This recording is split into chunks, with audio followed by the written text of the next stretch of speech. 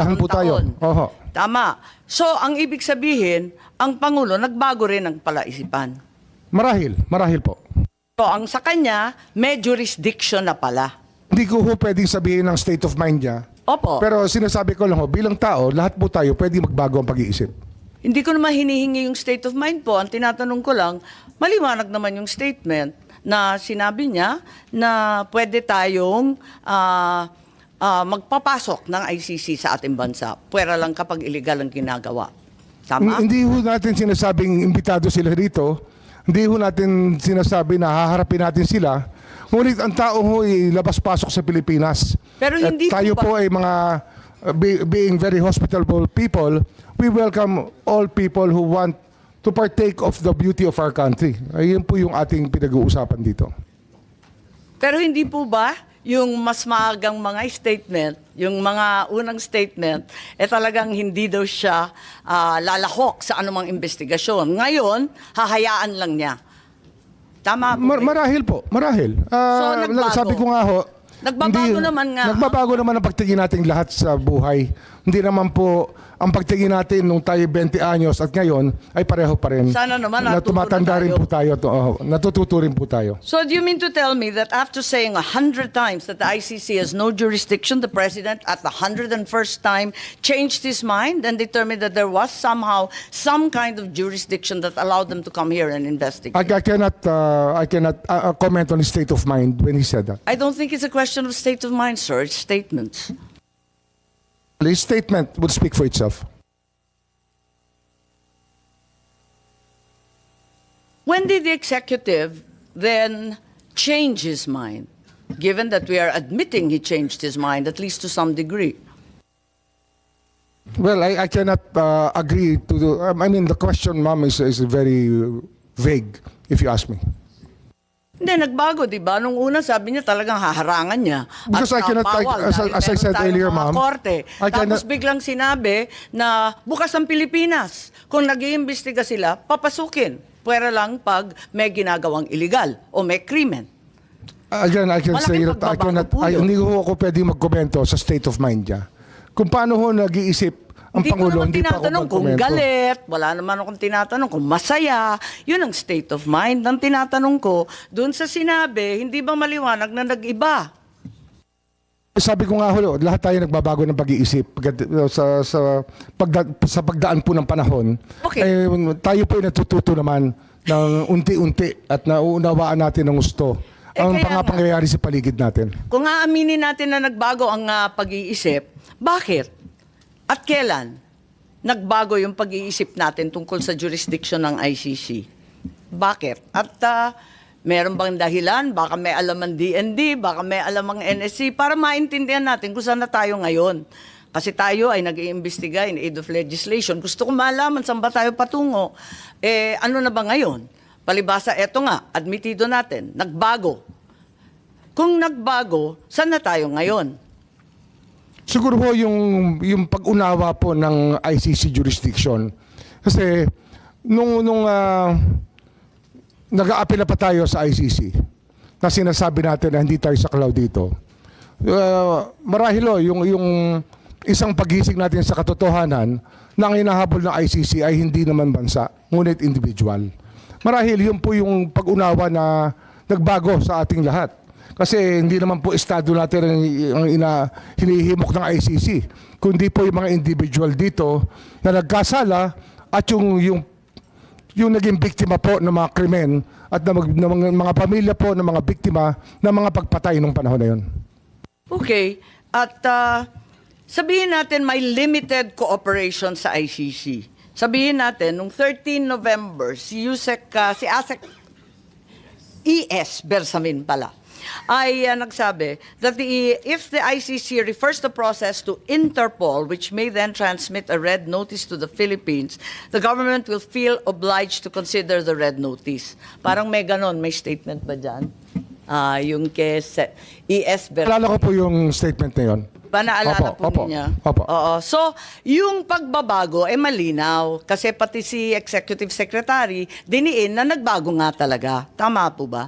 Kasi sabi niya, kapag lalo kapag may pulang notisya. Marahil ho dahil ito sa mga karanasan natin sa mga nakaraang buwan na tumutulong po ang Interpol sa ating bansa. Kaya ang paggalang natin sa Interpol ay ganun-ganun na lamang. Hindi po natin pinababayaan na magkasamaan ng loob sa Interpol sapagkat sila po ay ating inaasahan sa maraming pagkakataon.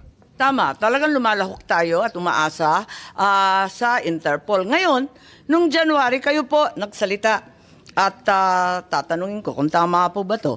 At sinabi na the Marcos administration ay uupo kasama na ng ICC. Talagang uupuan na natin to discuss certain areas of cooperation.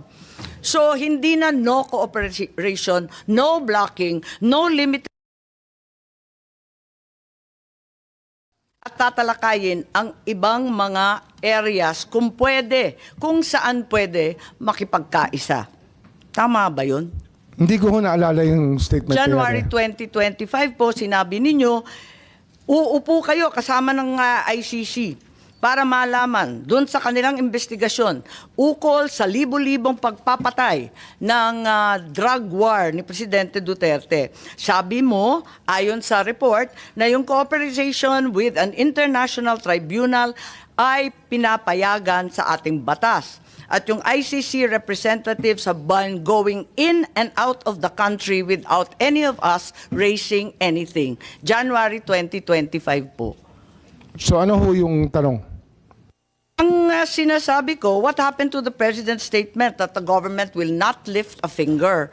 And what happens to your own assertion that there will be no blocking but no cooperation? Ngayon, nakikipagtungo na tayo sa ICC. Hindi, yun po yung sinasabi natin nagiging bukas ang ating isipan, ngunit hindi po natin ginawa. Hindi po tayo nakiupo, hindi tayo nakipag-usap. Yun po yung malinaw sa lahat. Pero handa kayo nun, ngunit hindi natuloy. Ganun po ba? Marahil ho, kung meron hong tutulay, pero wala naman hong tumuloy eh. Kaya wala hong nangyari. Pero meron rin kayong sinabi that the ICC representatives as of January 2025 have been going in and out. Labas-pasok sila sa ating bansa. Hinahayaan lang natin. Hindi ko po hindi ko ho alam yung pagpasok at paglabas nila. Meron po Wala ho akong kaalaman sa pagpasok at paglabas. Marahil sa kanilang pag-iimbestiga, labas-pasok sila dito. Ngunit wala akong nagsasabi sa akin na ICC po yung labas-pasok dito. Wala Pero, pong akong report sa immigration. Wala po akong report sa Sinabi po ating ninyo. Kayo po nagsabi, kaya ako nalaman na may ICC representatives na labas-pasok dito sa ating bansa na hindi tayo umaalma, hindi tayo nagrereklamo. Yun na ang pagkasabi po ninyo. Sabi nga namin dati pa, kung wala ho silang nilalabag na batas, ay malaya po silang maglabas-pasok sa ating bansa. Katulad po ng kahit sino pang turista o sino pong nais bumisita sa ating bansa. Iba po yung pakay ng turista, iba naman yata ang pakay ng kinatawan ng ICC. So, nag-iba na talaga. Sa bandang January ng 2025, hinayaan na natin sila na lumabas-pasok dito sa ating bansa. Ganun po ba? Hindi po wala tayong hinahayaan, hindi lang ho tayo nagtatanong kung hindi natin tinatanong ang lahat ng labas-pasok dito kung sila po ay ICC. Pero Kasi nga sa dami po ng labas-pasok sa atin, hindi po natin tinatanong. So hanggang